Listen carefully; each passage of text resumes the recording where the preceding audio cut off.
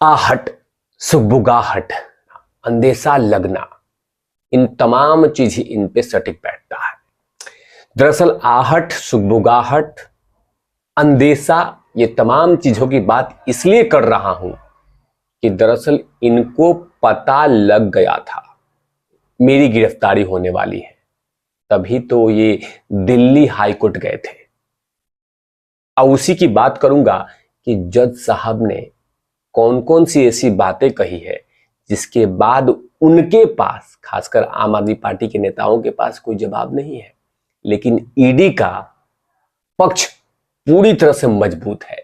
इसी को लेकर बात करूंगा। साथ में बात करूंगा कि अरविंद केजरीवाल की गिरफ्तारी के बाद कांग्रेस ज्यादा सदमे में है और कांग्रेस ने कैसे पलटी मारी, इसकी भी बात करूंगा। चिपक कर देखने की जरूरत है, वीडियोस को जमकर शेयर कर दीजिएगा। नमस्कार, आप देख रहे हैं तिवारी भाई, मैं हूं वेद प्रकाश। फाइनली अरविंद केजरीवाल गिरफ्तार हो गए।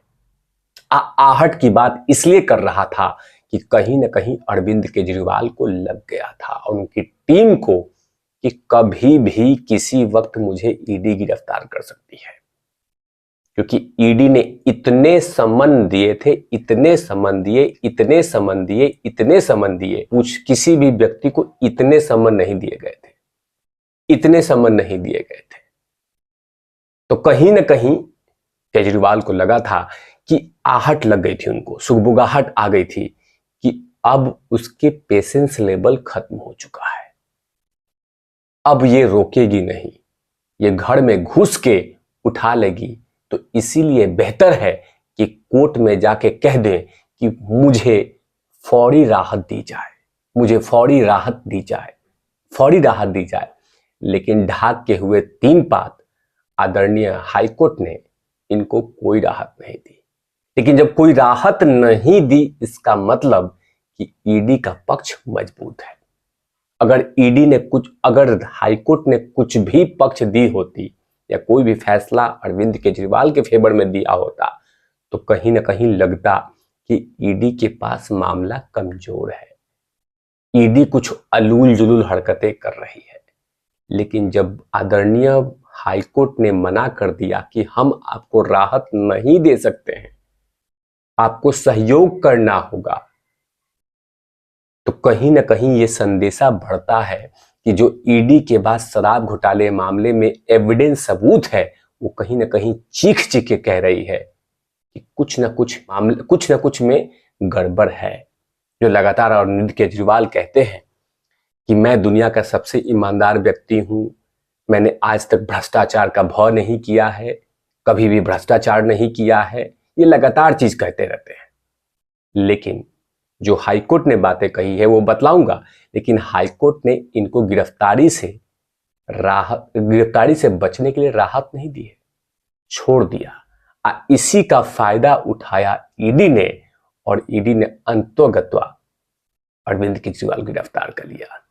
हालांकि जब से अरविंद केजरीवाल गिरफ्तार हुए हैं, राहुल गांधी सबसे ज्यादा परेशान है और कह रहे हैं कि तानाशाह डर गया है, लोकतंत्र खत्म हो रहा है। क्या लोकतंत्र खत्म हो रहा है राहुल गांधी जी? क्या खत्म हो रहा है? ईडी ने इतने समन किसी कॉमन मैन को दिया है क्या आज तक? या कॉमन मैन को, आम आदमी को अगर ईडी बुलाए तो सांसें अटक जाती है कॉमन मैन की। और इतने लंबे दरमियान, इतने गैप में इतने सारे समन दिए, उसके बाद भी आप कहते हैं कि ये देश में तनाशाह है। और चलिए ठीक है, 1 मिनट के राहुल गांधी जी, तनाशाह कर रहा है तो अगर चोरी नहीं हुई है, अगर भ्रष्टाचार नहीं हुआ है, तो फिर डर क्यों रहे हैं? उनको पेश होके उनको जवाब दे देना चाहिए, ईडी को मुंह तोड़ जवाब देना चाहिए कि देखिए आप जो सबूत दिखा रहे हैं उस सबूत में दम नहीं है। लेकिन कहा जा रहा है कि तानाशाह हो चुका है, नरेंद्र मोदी डर रहा है। नरेंद्र मोदी किसी से डरता है तो अरविंद केजरीवाल से डरता है, आम आदमी पार्टी के नेता कह रहे हैं। लेकिन ये नहीं कह रहे हैं कि जो घोटाला हुआ है उसके बारे में बातें नहीं कर रहे हैं। दरअसल हाईकोर्ट ने क्या कहा है ये बतलाना बेहद आवश्यक है।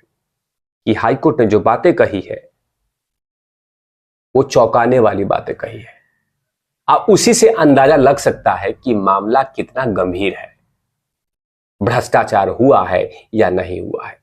दरअसल देखिए, हाईकोर्ट में लंच ब्रेक के बाद, मतलब ये सुनवाई हो रही थी, तो लंच ब्रेक के बाद ईडी ने अदालत को बताया कि किन सबूतों के चलते अरविंद केजरीवाल को वो सबूत के लिए बुला रहे हैं, मतलब पूछताछ के लिए बुला रहे हैं, क्योंकि ईडी के पास कुछ सबूत है।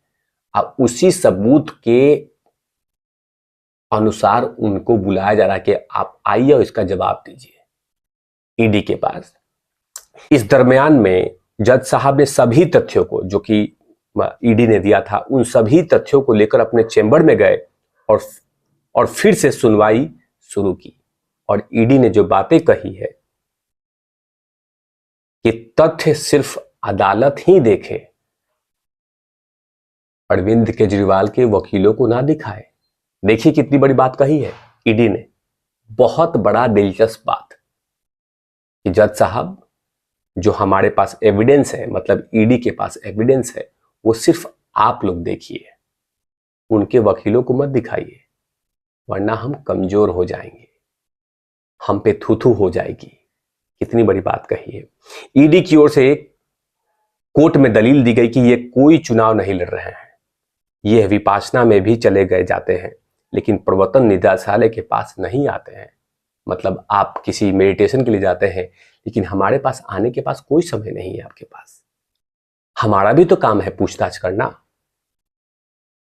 लेकिन जज साहब ने जो बातें कही है वो बेहद चौंकाने वाला है। जो कोर्ट ने बातें कही है वो बेहद चौंकाने वाला है। कोर्ट ने कहा है कि आप इतने समन भेज रहे हैं, सीधा गिरफ्तार क्यों नहीं कर लेते हैं। देखा, यही स्टेटमेंट ईडी को 56 इंच का सीना दे दिया। यही स्टेटमेंट ईडी को संजीवनी दे दी कि जज साहब ने जब ये बातें कह दी कि आप इतने सारे समन क्यों दे रहे हैं, सीधा उठा क्यों नहीं, मतलब इनको गिरफ्तार क्यों नहीं कर लेते, तभी तो ये संजीवनी मिली है। तभी मैंने कहा था कि आहट, सुगबुगाहट और अंदेशा, तीनों शब्द अरविंद केजरीवाल को दिख रहा था। तभी तो उन्होंने कहा, तभी तो ये बहाना बनाया जा रहा था कि मुझे गिरफ्तार किया जाएगा, गिरफ्तार किया। जज साहब जानते हैं कि लगभग इतने सारे समन किसी व्यक्ति को नहीं दी गई है। और कोर्ट में ईडी ने एक और बात कहा कि मेडिटेशन के लिए ये जाते हैं, चुनाव लड़ने के लिए, चुनाव के प्रचार के लिए जाते हैं, लेकिन हमारे पास नहीं आते हैं। कहीं ना कहीं ईडी ने चिट्ठा बहुत मजबूत करके रखा है। एक समय था कि दिल्ली में जब शराब घोटाले हुए थे, तो यही कांग्रेस पार्टी है, मतलब राहुल गांधी जी की, जो पानी पी पी के बोलती थी कि भ्रष्टाचार हुआ है, भ्रष्टाचार हुआ है, भ्रष्टाचार हुआ है, जांच होनी चाहिए थी। और आज जांच हो रहा है तो नरेंद्र मोदी को कहा जा रहा है कि तानाशाह है, ये लोकतंत्र खत्म कर रहा है, चुनाव नहीं होने वाला है, ये तमाम चीजें कही जा रही है। लेकिन देखना होगा कि ईडी अभी फिलहाल कोर्ट में जब पेश करेगी तो कौन कौन सी बातें होने वाली है। कि फिलहाल ने देश की राजनीति अरविंद केजरीवाल की गिरफ्तारी से पूरी तरह से उबाल मार रहा है। इन तमाम चीजों पर तिवारी भैया की लगातार नजर रहेगी और पल पल का अपडेट देता रहूंगा। आप इस गिरफ्तारी में क्या सोचते हैं, कमेंट सेक्शन में जरूर लिखिएगा। तब मैं हूं वेद प्रकाश, कैमरा मैन ध्रुव लाठी के साथ।